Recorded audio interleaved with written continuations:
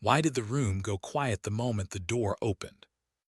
Lifted her eyes for only half a second, then lowered them again, pretending she hadn't noticed. She moved behind the bar the way she always did, measured, efficient, invisible. A small-town bartender pouring whiskey, sliding beers across the oak counter, smiling without showing too much of herself. For 7 years, this had been her stage, her mask, her refuge, and she had perfected the art of not being noticed. But tonight the air shifted. She felt it before she saw them. A stillness in the chatter, the sudden pause in laughter, as if the winter wind that swept through the doorway had carried in more than snow. She didn't need to glance again to know the truth.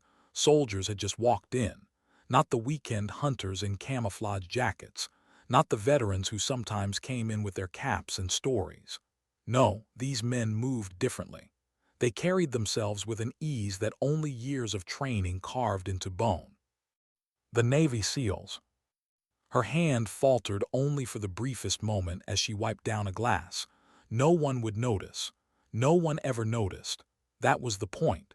She had built her entire existence on erasing every trace of who she had been. And yet the second their leader's eyes found hers, she knew it was over. She turned away, busying herself with a tray of bottles. Customers laughed again, the hum of Pinewood's Friday night returning to its usual rhythm. But inside her chest, something she thought she had buried began to stir. 7 years, 7 years of silence, 7 years since blood on her hands, since the fire, since the team that never came home. She had buried Reed with them, the decorated officer, the commander who led missions nobody would ever read about, the woman who should have died that night. She had chosen to become someone else, bartender in a town of fewer than 1,000 souls, where nobody asked questions deeper than "What's on tap tonight?" And it had worked until now. At the far end of the bar, Mayer's booming voice carried across the room. Same fishing story, same gestures, same audience. The locals barely glanced at the new arrivals. They didn't recognize the threat, but did. Every movement, every step, every glance told her these weren't strangers. They were ghosts of the life she had left behind. She forced herself to move, to keep rhythm. Pour, wipe, serve. Smile, nod, deflect. That's how you survived. Another round. She turned toward Pinewood's drunk philosopher, his words slurred but his curiosity sharp. He raised his empty glass with an expectant grin. She poured without a word. "You've been here 7 years," he muttered, "and nobody knows a damn thing about you." His words slid under her skin like a blade. The others laughed, teasing, throwing out half-jokes, witness protection, runaway wife, Russian spy. She smiled the same smile she always used, the one that never touched her eyes and turned the attention back on them. That was her gift: redirect, deflect, vanish. But tonight the questions cut deeper, because tonight answers were coming whether she wanted them or not. The sheriff arrived next, stomping snow from his boots. Always carried himself like a man who had seen too much to be surprised, but his eyes softened when they found her. He slid onto his stool in the corner. "Club soda," he said, and she was already reaching for it. "Quiet week?" she asked. He hesitated. "Until today." Her movement slowed. "What happened?" "They're asking questions about you." She didn't flinch, didn't blink, but she felt the glass heavier in her hand. Men in suits, claimed to be Defense Department, didn't like their IDs, wanted to know how long you've been here, where you came from. She slid the drink toward him, her voice steady. "What did you tell them?" "What everyone knows." He met her gaze, steady, "which is next to nothing." For a moment she let the silence hold. His loyalty meant something, maybe too much. Then the door opened again. 4 men, snow on their jackets. Civilian clothes, but unmistakable. The bar grew quieter. The locals felt it too, even if they didn't understand why. The leader's eyes scanned the room, sharp, searching. Then they locked on her. And in that instant, knew everything was about to unravel. He knew her. Commander, she hadn't spoken his name in years, hadn't let herself remember. Last time she saw him, he had been a lieutenant under her command. Young, eager, loyal. He should have believed the reports like everyone else that she was dead, but the flicker in his eyes said otherwise. Turned away, retreating behind the bar. She could feel watching her. He noticed the subtle shift in her breathing, the way her shoulders squared. He was too observant for his own good. She kept her distance, but every movement of the four men burned against her skin. The way they sat, backs to walls, eyes on doors. The way their hands hovered just close enough to reach for weapons if needed. SEALs never stopped being SEALs. "Do I know you?" His voice finally broke the silence when she passed their table. She met his gaze, her expression unreadable. "I've got one of those faces." He didn't smile, he just studied her, too long, too closely. "Operation Kingfisher," he said quietly. The glass in her hand nearly slipped. Her throat tightened, but she forced herself to keep moving. The word hit her like a detonator, unlocking memories she had spent 7 years chaining shut. Rain-slick streets, blood on concrete, screams, the smell of gunpowder thick in the air, and the faces of her team, the ones who never made it home. Her sanctuary cracked. She carried on, routine never breaking, but her world had shifted. Every second stretched thin, her mind already calculating. How many exits? How many weapons hidden in the bar? How quickly could she disappear again? Because she had promised herself one thing. If the past ever came back, she would not be taken alive. The night dragged, heavy with unspoken tension. Locals trickled out, unaware of the storm building around them. By closing time, only the SEALs and a couple of stragglers remained. Wiped down glasses with hands steady by force of will.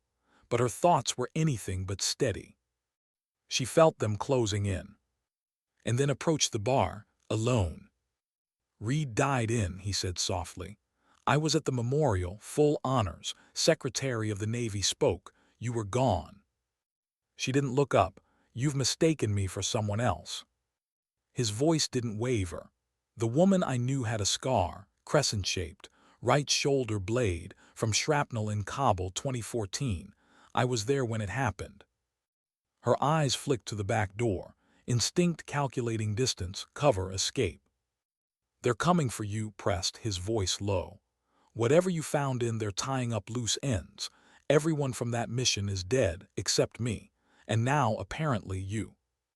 The words landed like a blow, her chest hollowed. She had suspected, but hearing it confirmed, Mercer, all gone, all silenced. And she had been hiding, pretending safety, while they were hunted one by one. "How did they find me?" "I don't know, but something happening. Prometheus protocol has been reactivated. Whatever you uncovered, it's back in play." Her mind reeled. 7 years of hiding, undone in one night. Before she could answer, headlights cut through the frosted windows. Harsh white beams flooded the bar. Engines idled outside. Multiple vehicles, SUVs.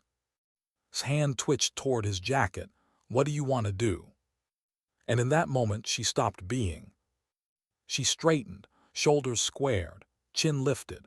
The mask she had worn for years fell away, revealing the commander beneath. Her voice was steady, cold, commanding. "Get your men ready," she said. And for the first time in 7 years. "Call me Alex." How fast can a life collapse? One heartbeat, the copper still was just a small-town bar. The next, its frosted windows blazed with headlights, shadows of black SUVs looming like predators outside. The chatter of ordinary Friday night life had already faded. Now only silence reigned. No, stood than she had in years. The bartender was gone. The commander was back. The door burst open before she could answer. 4 men in tactical gear swept inside, weapons low but ready. The way they moved, synchronized, confident, told Alex everything she needed to know. They weren't here to negotiate. They were here to clean up a mess. And she was the mess. Locals froze in their chairs, eyes wide. Sheriff rose from his stool, his hand hovering near his holstered sidearm. He looked at her, waiting. She gave the smallest nod. Everyone out, Alex said, her voice carrying an authority that made even the armed intruders pause. The patrons obeyed without question. They knew something was wrong, deeply wrong. Chairs scraped against the floor, boots shuffled toward the exit, moved to usher them quickly. No arguments, no hesitation. Within seconds, only he, the SEALs, Alex, and the intruders remained. The leader stepped forward. Silver hair, sharp suit beneath his vest, eyes colder than the Montana night. He didn't look like a soldier, he looked like power. "Ms.," he said smoothly, though the smile curling his lips betrayed the lie. "Or should I say, Commander Reed, seems reports of your death were exaggerated." Alex didn't flinch. Director Vance. Recognition rippled through and his team. They shifted subtly, creating angles, blocking lines of fire with tables and chairs. Years of training clicked into place. Sheriff's voice cut through, steady, protective. "This is my jurisdiction. You're scaring my people. Whatever business you think you have, take it outside." Vance's gaze barely flicked toward him. "This is national security. Stay out of it." "Didn't move. Show credentials or leave." The agents with Vance tensed, hands on triggers. The SEALs mirrored them, weapons ready but steady. A standoff. Alex's chest tightened, not from fear but from rage. Her eyes locked on Vance. "You killed my team." His shrug was almost casual. "Risks of the profession." "No," she said, her voice sharper than steel. "You silenced them because of what we found, because of what we uncovered in." She let the name fall like a stone in water. The word that had haunted her nights for 7 years. Looked between them, confusion darkening his face. "What did you find?" Alex didn't look at him. Her eyes never left Vance's. "Prometheus Protocol." The SEALs stiffened. Evan's jaw clenched. They knew the whispers. A program buried so deep most thought it was rumor. A black op tied to bioweapons research, too dangerous even to test. "You should left it buried," Vance said coldly. Alex's hand moved beneath the bar. Every eye tracked her. Fingers twitched on triggers, shifted, ready. The agents raised their rifles higher. But instead of a gun, Alex produced a small, worn thumb drive. She held it up between 2 fingers. "I mailed copies of the data to 27 news outlets," she said, voice steady, calm, lethal. "Encrypted, with a timed release. I reset it every week. If I miss even once, the key goes public." Vance's smile faltered. "You're bluffing," he said. Her eyes bored into his. "I had 7 days between finding the files and your ambush in. 7 days to plan my death. You really think I wouldn't prepare?" For the first time, the mask cracked. The confidence in Vance's eyes wavered. But he recovered quickly, snapping his fingers in a subtle signal. His men aimed fully. "Contain this situation," he ordered. That was the trigger. In a blur, Alex disarmed the nearest agent, twisting his wrist until the rifle clattered against the floor. She yanked his sidearm free in one seamless motion, muscle memory roaring back like it had never left. With her other hand, she shoved him into the line of fire, using his body as cover. "Move," she barked, and men exploded into action. In seconds, tables flipped, cover formed, rifles raised. The bar, her sanctuary, transformed into a battlefield. Dove behind the counter with her, eyes wide at the transformation he was witnessing. The woman he had known for 7 years was gone. In her place stood the commander, precise, unyielding, terrifying in her clarity. "You've got no idea what you're interfering with," Vance shouted over the chaos. "Prometheus is bigger than you, bigger than any of us." "I understand enough," Alex shot back. Her voice cut through the air, sharp as a blade. "I understand selling weaponized smallpox to enemies of this country. I understand murdered scientists. I understand treason." Her words hit like rounds themselves. For the briefest moment, the room froze. Everyone felt the weight of what she had just said. Then the front door opened again. A new voice entered the fray, calm, even female. "That's enough." Every gun shifted.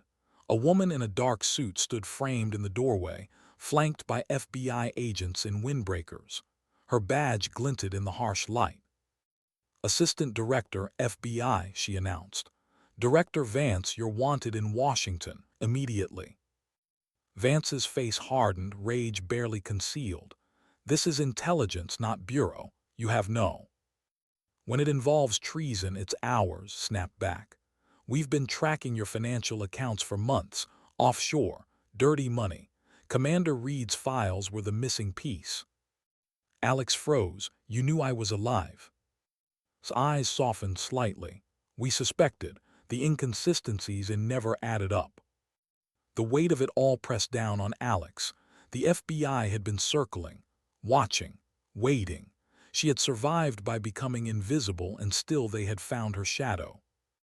Vance's men hesitated, unsure. Agents stepped in, weapons raised but steady. "Lower your guns," she said firmly. "Unlike him, you can still have careers after tonight." Silence stretched, taut as wire. Then Vance gave the smallest nod. His men lowered their weapons, reluctantly. The SEALs didn't lower theirs until Alex spoke. "Stand down," she commanded. Her tone carried the authority of someone who had once commanded missions in fire and blood. They obeyed instantly, lowering weapons but keeping eyes sharp. FBI agents moved forward, cuffing Vance and his men. He didn't fight, but his eyes stayed locked on Alex, a warning in them. "This changes nothing," he hissed as they led him away. "You've started something you can't finish." The door closed behind him. Silence returned. Alex lowered the sidearm slowly, the adrenaline crashing into her veins like ice. The copper still smelled of gun, oil, and fear. The bar she had rebuilt her life in now carried the weight of everything she had tried to leave behind. Stepped out from behind the counter. His voice was quiet, almost reverent. 7 years, I thought you were just a bartender. Who the hell are you?" Her eyes softened just slightly. "Naval intelligence, special operations. I was a commander until—" Moved closer, his voice low but steady. "She was more than that. She was the best. When they told us she died, half the community went into mourning. The other half refused to believe it." Shook his head, trying to reconcile the truth with the woman he thought he knew. "Why here? Why Pinewood?" Alex glanced around the bar. The worn wood, the bottles lined with precision, the quiet corners that had sheltered her. It was supposed to be temporary, just a place to hide. Then weeks became months, and somewhere along the way it became home. The words caught in her throat. She hadn't realized how much that was true until she spoke it.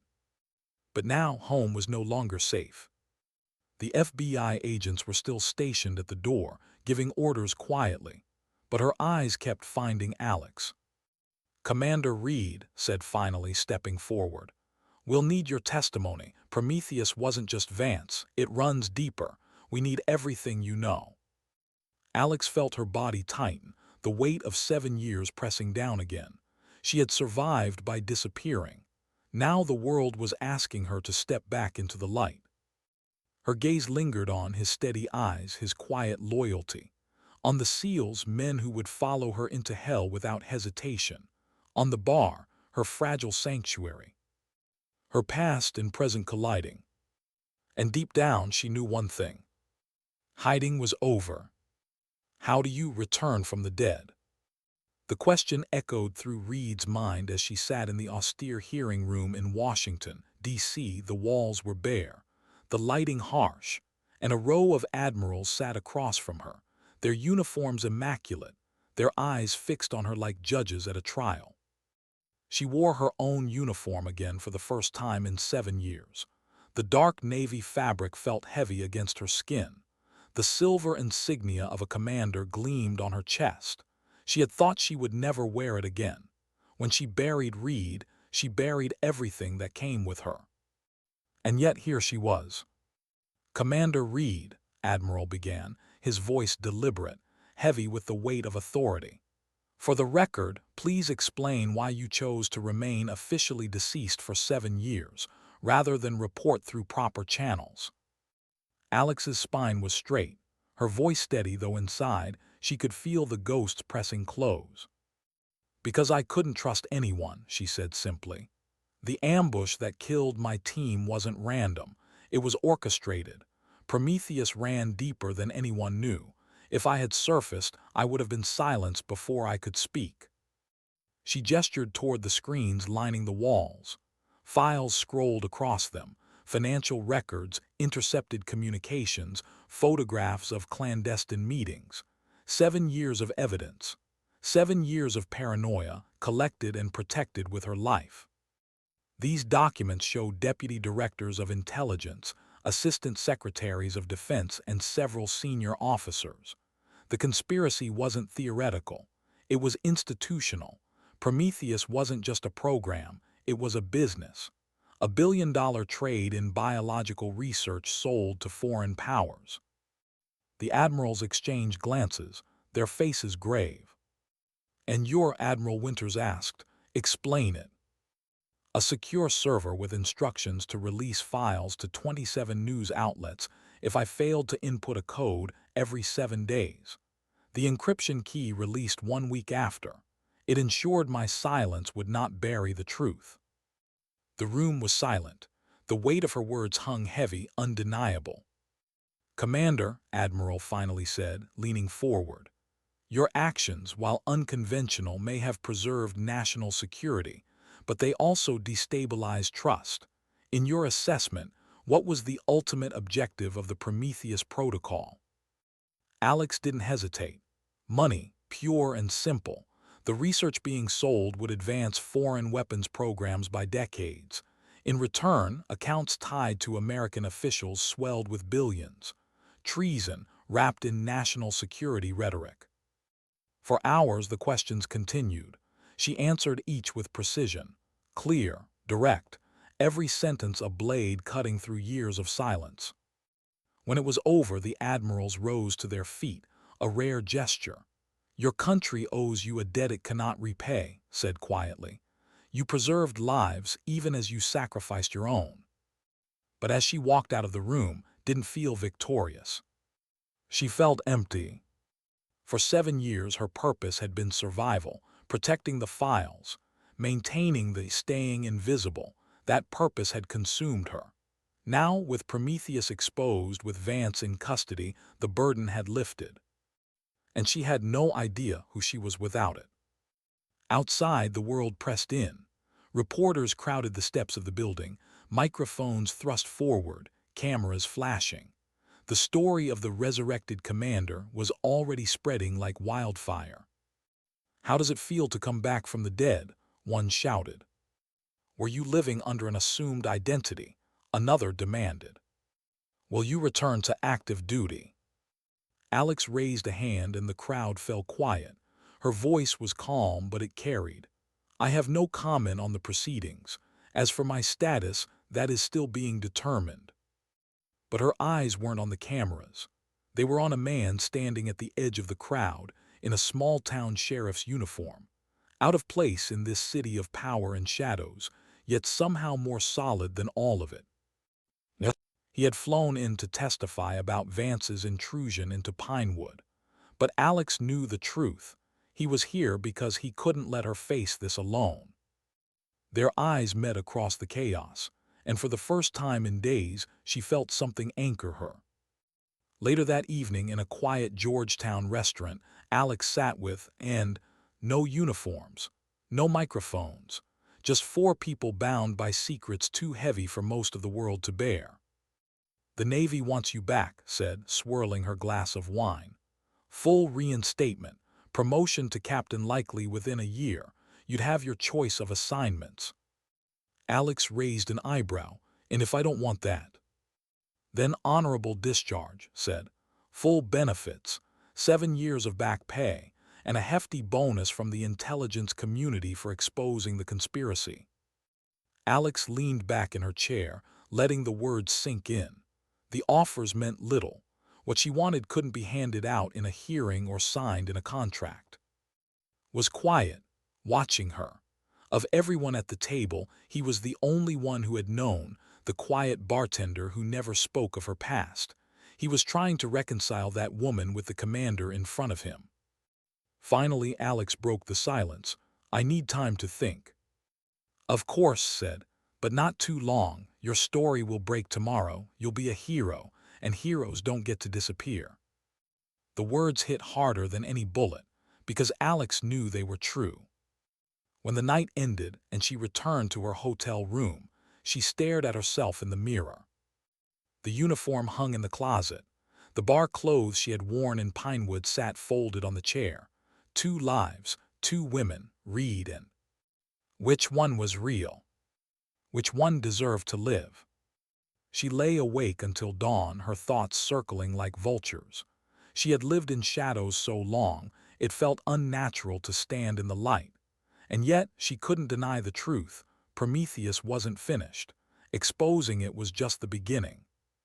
The world was asking her to return, but the part of her that had found peace behind the bar whispered a dangerous thought. What if she said no? Back in Pinewood, the copper still sat dark, its familiar neon sign turned off for the first time in years. The townsfolk whispered, speculated, argued. Some felt betrayed, realizing their bartender had been hiding an extraordinary secret. Others felt protective, proud that someone from their small town had stood against corruption at the highest levels. Perched in her usual corner said it best. "She may be a commander to Washington, but to us she's family." Heard the words when he returned to town briefly to gather his things, and they stuck with him, because he wasn't sure who Alex belonged to anymore, Washington or Pinewood. And he suspected Alex wasn't sure either. 1 week later, Alex stood once more before the bar. The neon sign glowed again. She unlocked the door and stepped inside. The air smelled of wood, whiskey, and memory, every scar on the counter, every bottle in its place. She had thought returning would feel impossible, but instead it felt necessary. This place wasn't just her disguise, it was her anchor. The question was, for how long could she keep it? Because Prometheus still lived, and so did the ghosts of. What happens when you come home, but home no longer feels the same? The copper still glowed again on a Saturday night, its neon sign buzzing softly against the Montana dark. People filled the bar like nothing had changed, Mayor telling the same story, sipping her gin and tonic, halfway to drunk before 9. The music played, glasses clinked, laughter rose and fell. But for Reed, everything was different. She moved behind the bar with the same precision as always, pouring, serving, cleaning. But she no longer disappeared in the rhythm. She couldn't. The mask had been stripped away. Every eye that looked at her now carried something new, curiosity, awe, fear. "You really a Navy commander?" one of the younger loggers asked, leaning forward on his stool. Alex smiled faintly. "Was." "Damn," he muttered, shaking his head.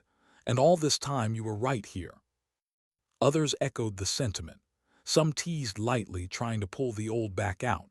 Others sat quieter, studying her as if they had missed something obvious. And maybe they had, the scar on her shoulder, the way she always tracked the door, the calm she carried even when bar fights broke out. Signs were there, but no one had seen them. Sat in his usual corner, soda in hand, watching. He wasn't teasing, wasn't asking questions. He just observed. Of all of them, he was the one who seemed to understand the weight of what she carried, and she was grateful for that.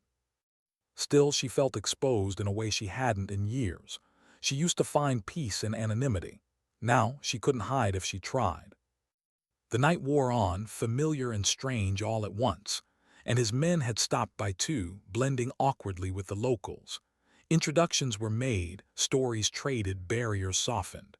By closing time, for a few hours at least, it almost felt normal. Almost. But when the doors locked and the lights dimmed, sat alone at the bar, staring at the bottles lined like soldiers on a shelf. Normal was a lie. Because she had seen the look in Vance's eyes as the FBI led him away, a look that promised Prometheus wasn't finished, that others were still out there, that she had simply ripped away the mask, not killed the beast. And she knew what that meant. Her peace in Pinewood was temporary. The first sign came 3 nights later. A stranger sat at the far end of the bar, clean-cut, too polished for Pinewood, his shirt crisp, his boots new. He ordered water, not alcohol. He didn't speak to anyone, just watched. Alex clocked him instantly. Military background or law enforcement. The way his eyes never stopped scanning. The way his hand never strayed far from his hip. When she brought him his glass, their eyes met. Something in his gaze was too steady, too deliberate. He wasn't here for the atmosphere. He was here for her. Passing through, she asked lightly. Something like that. She held his stare a moment longer, then turned away. Hours later, after the last customer left, she found a slip of paper beneath his empty glass. A number, no name, no explanation. She burned it in the ashtray. The next day she noticed a black sedan parked near the edge of town. Unfamiliar plates. Windows tinted too dark. It was gone by morning, but the message was clear. She was being watched. That evening came by earlier than usual. He slid onto his stool, arms folded. "You've been restless," he said simply. She raised an eyebrow. "Noticed, did you? You think I don't see it? You're scanning the room more than usual. You're keeping a knife closer at hand. You've been checking the windows." Alex sighed, wiping down the counter slowly. "They're not done with me, Sheriff. Prometheus didn't die with Vance. It's bigger, much bigger." Leaned in, his voice low. "So what happens when they come knocking again? You going to fight or run?" The question cut deep. For years she had chosen to run, bury herself in anonymity, build a false life, and it had worked for a time. But now she wasn't sure hiding was an option. Later that night, when the bar was quiet, returned alone. He looked tired, his posture taut. "They reassigned us," he said. "Different coast, different mission. They're scattering my team." "Because of me," Alex said softly. "Because of Prometheus," he corrected. "They don't want anyone digging too deep. Orders are shifting, files disappearing. It's not over, Alex, not by a long shot." Her chest tightened. "Then we find out who's still pulling strings." "You say that like it's simple." "It is, but neither was surviving." He studied her for a long moment, then nodded slowly. "If you're going back in, you won't be alone." The words meant more than she let show. 2 nights later, another warning arrived, this time not subtle.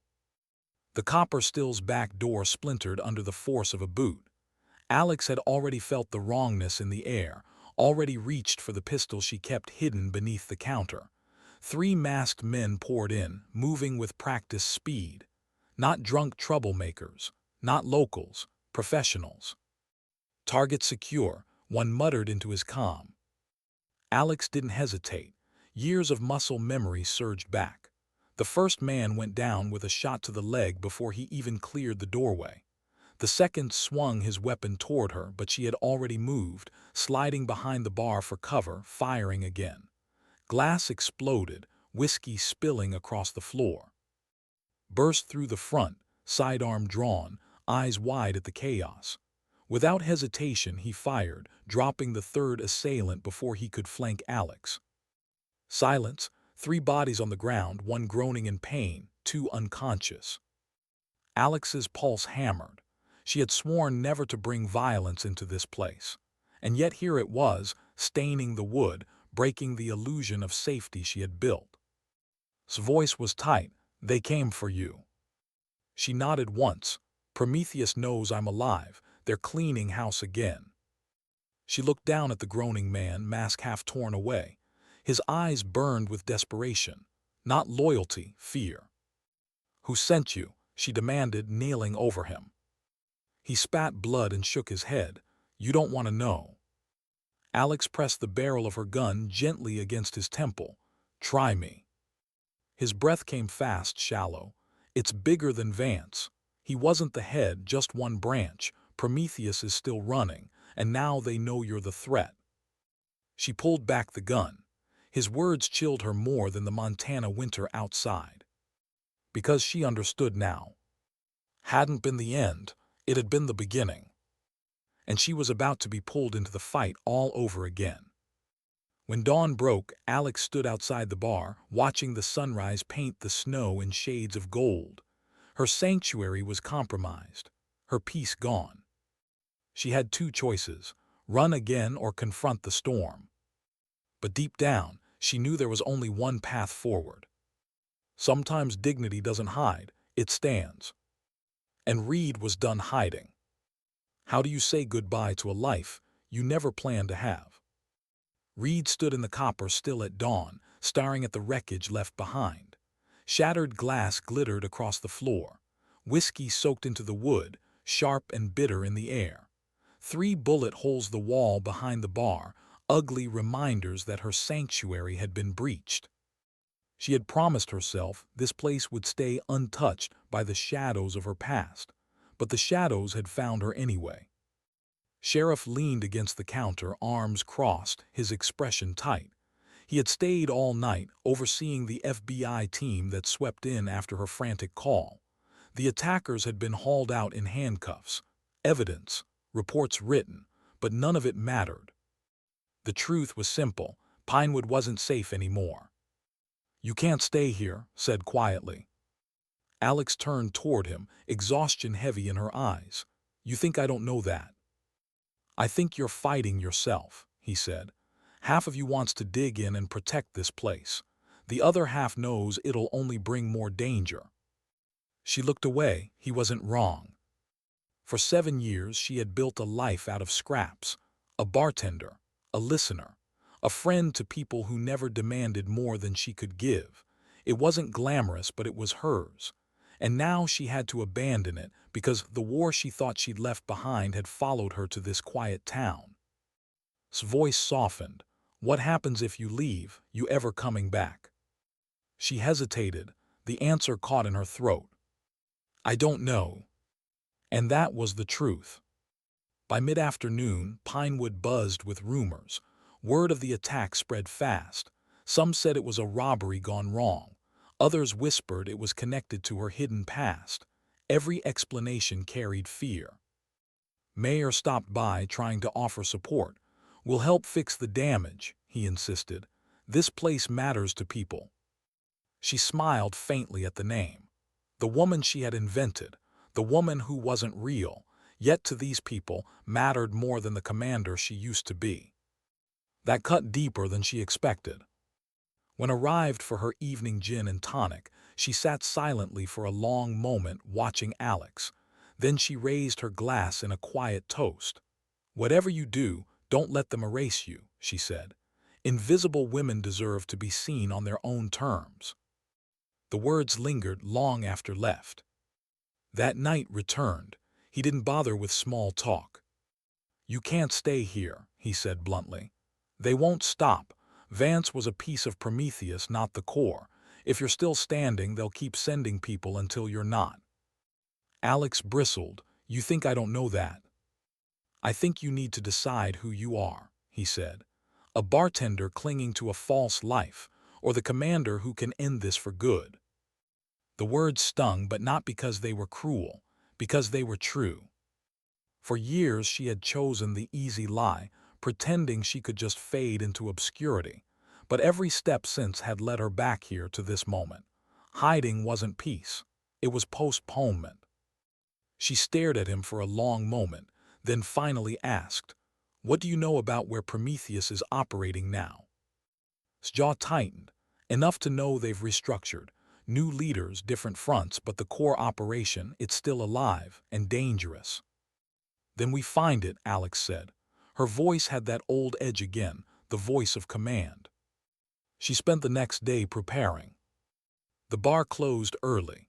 She walked through each corner of it, memorizing every scar on the wood, every groove worn by 7 years of quiet hands and small-town stories. She lingered on the stool where always sat, the table where always watched. This place had been more than a hiding spot.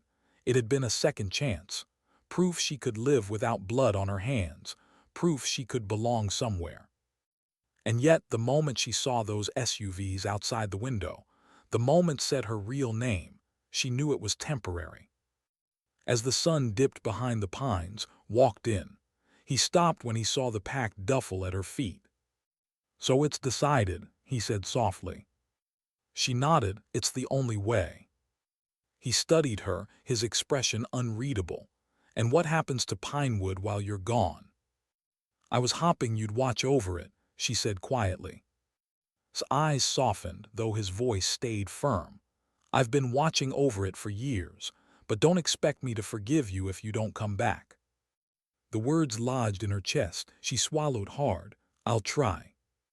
They stood in silence for a long moment, two people bound by something deeper than either had wanted to admit. Then nodded once, turned, and left without another word. The next morning, Alex stood outside the copper still with. Snow crunched under their boots. The air was sharp with cold. "Where to?" she asked. He handed her a file, sparse, redacted, but enough. Financial trails, shipping manifests, code names tied to Prometheus, all pointing overseas. "Europe," he said, "Eastern networks, but they've got American ties still feeding them." Alex tucked the file under her arm. "Then we start there." She looked back at the bar one last time.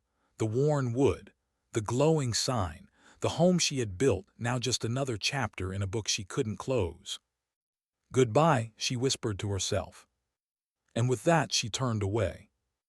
On the flight out of Montana, Alex sat by the window, watching the landscape fall away. Pine forests, winding rivers, snow-dusted peaks. The world she had hidden in for so long shrank beneath her. She thought of sharp eyes, drunken rambling, endless fishing stories. Ordinary people with ordinary lives. People who didn't know how fragile their peace was, how close it had come to breaking. But she also felt something else. Responsibility. Because maybe this was why she had survived, not to disappear, not to pour drinks in obscurity, but to fight again, to finish what Prometheus had started. Still, a piece of her heart stayed behind. A small-town bar, a sheriff with steady eyes, a community that had unknowingly sheltered a ghost. And she wondered if she would ever see them again.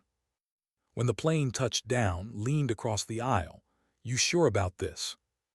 Alex met his gaze, her voice steady. "I've never been more sure." She pulled the file from her bag, flipping it open to the first lead. Names, numbers, locations, threads of a web that stretched across the world.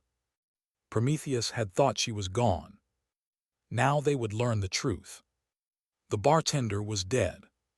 The commander was coming for them. What happens when the hunter becomes visible again? Reed stepped off the plane in Warsaw with at her side, the winter air biting at her skin. 7 years of hiding had stripped her of the rhythms of deployment, the constant scanning, the endless awareness. But now they returned in full force, as natural as breathing. Every streetlight became a checkpoint, every passerby a possible tale.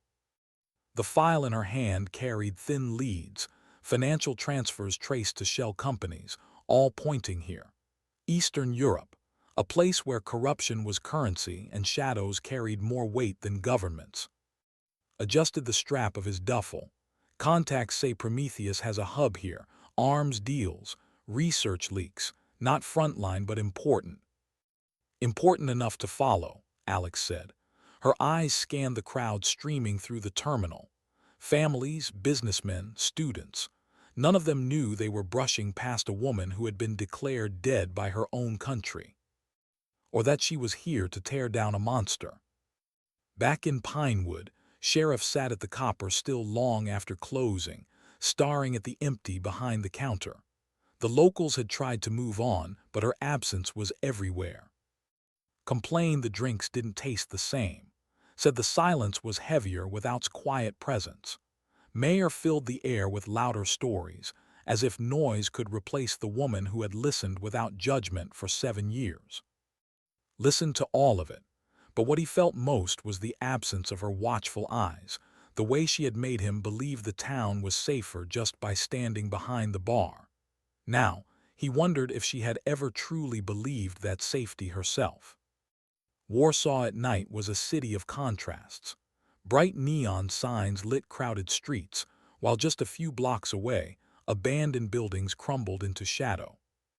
Alex slipped into the latter, guided by a contact of his, a thin man with wary eyes named Merck. He led them through alleys, down staircases, into a basement that smelled of damp concrete and cigarette smoke. "This is one of their routes," Merck whispered. "They move data here, thumb drives, hard copies. Men come once a week." Alex crouched, scanning the room. It wasn't much, just a table, a few crates, a single camera mounted in the corner. But she could see the story in the details. Scratches on the floor from heavy cases dragged across. Cigarette burns fresh on the table edge. A faint chemical odor clinging to the air. Biological samples, or the remnants of them. Her chest tightened, lived again in the shadows of Warsaw. "When's the next pickup?" she asked. "Tomorrow night." Met her gaze. "We'll be here." In Pinewood, nursed her gin and tonic at the bar, watching with sharp eyes. "You miss her," she said flatly. "Didn't deny it. Town misses her." "That's not what I asked." He sighed, leaning against the counter. "She was more than what she showed. I knew that much, but I didn't know how much. And now I don't know which part was real, or—" Swirled her glass, her gaze distant. "Maybe both were. Maybe none of us are ever just one thing. You of all people should understand that, Sheriff. You wear a badge, but you're more than that. She wore a uniform, but she was more too." Looked down at the counter where her hands used to rest. He thought of her quiet voice, the way she listened, the way she had chosen this town when she could have gone anywhere. "More," he repeated softly. The next night, Alex returned to the Warsaw basement. They waited in the dark, listening to the hum of the city above. Hours stretched, taut and silent. Then footsteps, voices speaking Russian, low and clipped. Two men entered, dragging a case between them. Alex tensed. Prometheus operatives. She let them set the case on the table before stepping from the shadows, pistol raised. Hands up. They froze, startled, moved to cover the exit. "Open it," Alex ordered. One man hesitated, then obeyed, flipping the latches. Inside were vials, neatly packed in insulated foam, each labeled with codes Alex recognized instantly. Experimental pathogens. Her stomach turned cold. Prometheus hadn't slowed. They had accelerated. "You know what this is?" she asked the men. The taller one sneered. "Insurance." "Insurance for who?" He smiled without fear. "For everyone above you. You think killing Vance changes anything. He was nothing. Prometheus is eternal." The words chilled her more than the vials in the case. Before she could press further, a shot rang out from the stairwell. One of the men dropped instantly. The other bolted, disappearing into the dark. Alex ducked for cover, exchanging a quick glance. Someone else had just entered the hunt. In Pinewood, found himself walking past the copper still at night, its lights off, the silence pressing. He imagined her there, cleaning glasses, listening to stories. He wondered if she was alive. He wondered if she'd ever come back. And he wondered, with a heaviness he didn't want to name, if she wanted to. Alex burst out of the basement, weapons drawn, but the street was empty. Whoever had fired the shot was gone. The only thing left was the echo of the gunfire and the certainty that someone else wanted the Prometheus operatives dead. "Not the FBI," muttered, scanning rooftops. "No," Alex said, her jaw tight. "This was cleaner, quieter, black ops. They're eliminating witnesses before we can reach them." She looked back at the case of vials, still intact on the table. Her heart pounded with a grim realization. Prometheus wasn't just trying to survive. They were preparing to strike again. And the enemy wasn't just out there, it was inside. That night Alex sat alone by the window, staring at the Warsaw skyline. The city lights blurred in her vision. She thought of Pinewood, of toast, of steady presence, of the fragile peace she had tasted. And she felt the weight of the choice pressing down again. She could have stayed hidden, maybe forever. She could have kept her hands clean, kept her heart tethered to that small bar in Montana. But Prometheus would never stop, not unless someone made them. And maybe this was her purpose, the one she had tried to deny. To be the invisible woman no longer. Back in Pinewood, raised her glass quietly in her corner. To invisible women, she thought, and to the cost of being seen. How do you fight an enemy that wears your own flag? Reed leaned over the map spread across the table in Berlin. Thin lines traced financial routes, arms shipments, encrypted communications. Every thread led to another, a web too large to untangle in one lifetime. Prometheus wasn't just a program, it was a hydra. Cut one head, two more emerged. Sat across from her, frustration etched on his face. Every contact says the same thing: Prometheus isn't a project. It's an ecosystem, contracts, labs, politicians, everyone getting a piece. You could burn half of Europe and still not kill it. Alex's voice was quiet, steady. Then we don't burn half of Europe, we find the heart. Shook his head, and if the heart beats in Washington. The words hung between them, heavy, unspoken truth. Alex already knew it. Vance had been only a branch. The rot was higher, deeper, closer. She stared at the files, her reflection ghosting in the glass window. 7 years she had fought to disappear. Now she was in the crosshairs of the very people sworn to protect the nation she once bled for. And she couldn't decide what was worse, being hunted by enemies or betrayed by her own. That night they followed another lead, a warehouse near the Spree River. Merck's contact had whispered of a shipment arriving under heavy guard, biological material, research stolen, weaponized. They moved through the shadows, every step silent. Alex's instincts carried her: scan, calculate, advance. Her muscles remembered what her heart had tried to forget. From the rooftop across the street, she watched black vans roll into the warehouse. Men in tactical gear unloaded crates, moving with mechanical precision. But something didn't fit. "Look at their weapons," Alex whispered. Adjusted his scope. American issue, not Russian, not black market. Her chest tightened. "They're ours." Moments later, a convoy of SUVs pulled up. Doors opened, and out stepped a man Alex recognized instantly. Admiral. She had seen his face once on a secure briefing screen years ago, a decorated career officer with influence deep in naval intelligence. And here he was, meeting Prometheus. Alex felt her stomach knot. The betrayal wasn't theoretical anymore. It was flesh and blood. She raised her camera, snapping photo after photo, documenting the meeting. Crates exchanged, cases of money, words too far to hear, but the gestures said enough. A deal. "Do we intervene?" asked, tension in his voice. Alex hesitated.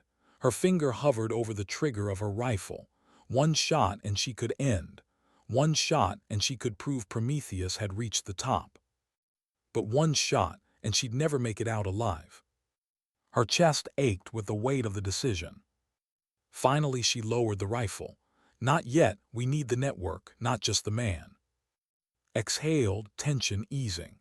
But Alex's eyes stayed locked on the Admiral. She had never wanted so badly to pull a trigger. Back in Pinewood walked the snowy streets, the town quiet under the weight of winter. He paused outside the Copper Still, lights still dark, windows shuttered. The people whispered about her every day, some proud, some fearful. To them had been their bartender. Now she was a myth, a ghost who had hidden in plain sight. Pressed a hand against the cold glass of the door. "Come back," he whispered, though he knew she couldn't hear. In Berlin, Alex uploaded the photos through a secure channel. Hours later, his voice came back through the encrypted line. "Do you realize what you've just done?"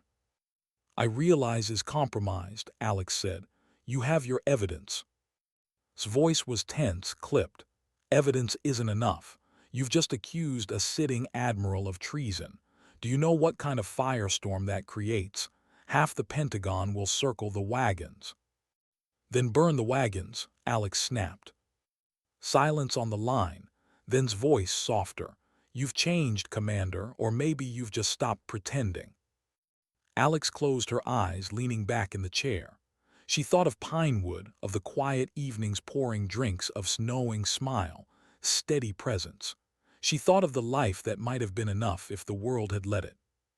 And she wondered, had she ever really believed in peace?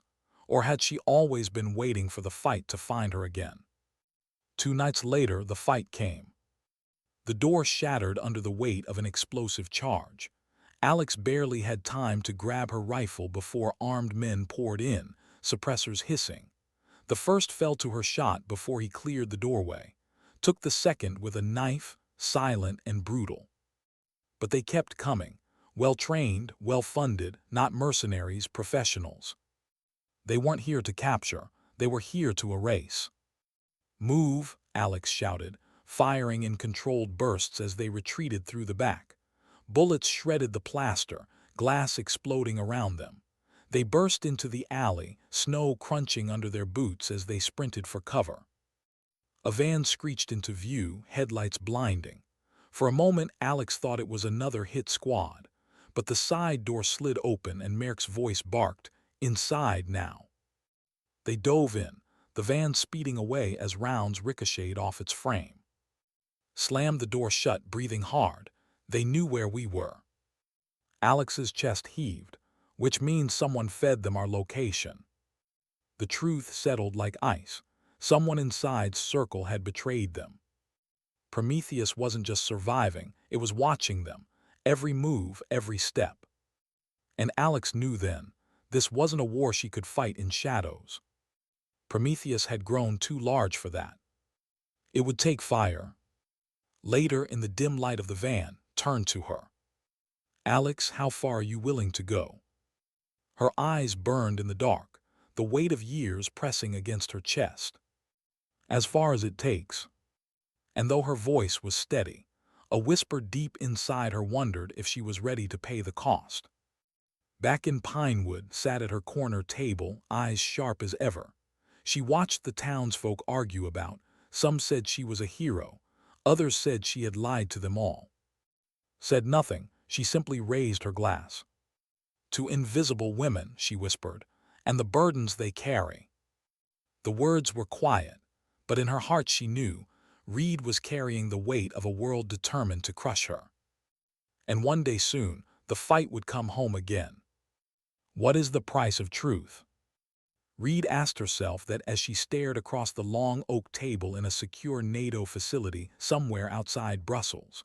In front of her, folders and screens glowed with the final evidence she had gathered. Accounts, photos, recordings. A lattice of betrayal that stretched from shadow labs in Warsaw to conference rooms in Washington. Admiral sat at the far end, wrists shackled, face calm. His silence carried more arrogance than any words could. To him, she wasn't a commander. She wasn't a threat. She was an inconvenience, one that would be erased by politics even if bullets failed. "You think this changes anything?" he said finally, his voice low, smooth. "You kill me, a dozen more take my place. You expose me, half of Washington burns with me. Prometheus is an idea, Commander. You don't kill ideas." Alex leaned forward, eyes sharp. "Ideas don't bleed, people do, and tonight it's yours." Smiled faintly. "You'll never go home again, you know that, don't you? Whether you win or not, the bartender in Montana, she's gone, you've made sure of it." The words cut deeper than she let show, because a part of her feared he was right. But she spoke with steel. Maybe she was never meant to last. Maybe she was just the reminder I needed of who I really am. Hours later, the operation unfolded with surgical precision. SEALs, temporarily reassigned and loyal to her, moved through the compound like ghosts. Alex led from the front, the commander's instincts fully alive. They breached a lab buried beneath the Belgian countryside. What they found confirmed everything. Rows of cold storage, vials labeled with codes that made her stomach turn. Scientists under duress, forced to continue research they didn't believe in. Documents showing government contracts feeding Prometheus quietly through back channels. God muttered, staring at the scale of it. Alex's chest burned. This wasn't just corruption, it was an empire. Destroy it, she said. Explosives were set, hard drives, every detail secured. As the charges ticked down, Alex walked the rows of vials one last time, the ghosts of pressing close. She remembered her team's faces.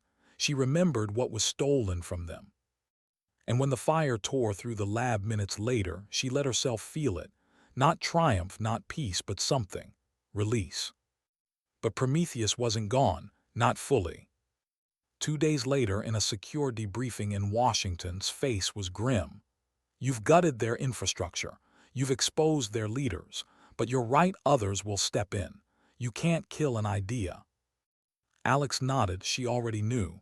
Then you don't kill it, you choke it, you starve it, you make it too costly to rise again. Studied her for a long moment. The Navy will reinstate you fully. Rank, benefits, command, you could lead this fight, officially. Alex didn't answer right away. She thought of Pinewood, of the copper still, of steady eyes, of quiet toast, of a bar full of ordinary lives that mattered more than all the secrets in Washington. I'm not sure command is who I am anymore, she said softly. Tilted her head. Then who are you, Reed? The question lingered, heavier than any dossier. She returned to Pinewood 3 weeks later. The copper still stood waiting, its neon sign glowing faintly in the snow. Inside, the crowd hushed when she entered, uncertain how to greet her. Mayor raised his glass awkwardly. Back from saving the world again, huh? Laughter rippled, nervous but genuine. Simply lifted her gin and tonic in silent acknowledgement. Drunk as always, muttered something about heroes buying rounds. And then rose from his corner stool. He didn't speak, he didn't need to. He just held her gaze, steady and unflinching. For the first time in weeks, let herself breathe. Later that night, after the bar closed, she moved through her routine, wiping counters, stacking glasses, straightening bottles. Familiar motions. But this time she didn't feel like she was hiding inside them. She felt like she was choosing them. Lingered, sipping his soda slowly. Finally he spoke. You staying this time? Alex paused, cloth in hand. For now. And after for now. She gave a small smile. After that, who knows? Maybe Washington will call again. Maybe Prometheus will rise again. Maybe I'll have to go. He studied her, then nodded. Then I'll watch the bar while you're gone. Her throat tightened. I'll hold you to that. Outside, under the Montana stars, she stood alone for a long moment, listening to the silence of Pinewood. No gunfire. No orders shouted through comms. Just the quiet hum of a small town at rest. She thought of her team, gone 7 years. She thought of Vance, of the Hydra that had nearly consumed her. And she thought of the woman she had invented, the bartender who listened, who cared, who blended into the background but mattered more than she knew. Maybe wasn't a lie after all. Maybe she was just another part of Reed, waiting to be claimed. Because Alex was both, the commander who fought in shadows, and the woman who poured drinks in Pinewood. And maybe strength wasn't about choosing one or the other. Maybe it was about carrying both, without apology. Weeks later, the copper still was full again. Locals crowded the bar, laughter bouncing off the walls. Alex moved behind the counter with calm precision, her eyes scanning, her hands steady. But this time, she didn't try to disappear. Watched from his stool, a quiet smile on his face. Raised her glass, whispering her familiar toast. To invisible women, she said. But Alex heard something more in the words this time. To women who choose when to be seen. She poured another drink, sliding it across the bar, her reflection glinting in the glass. For 7 years she had hidden, now she was whole.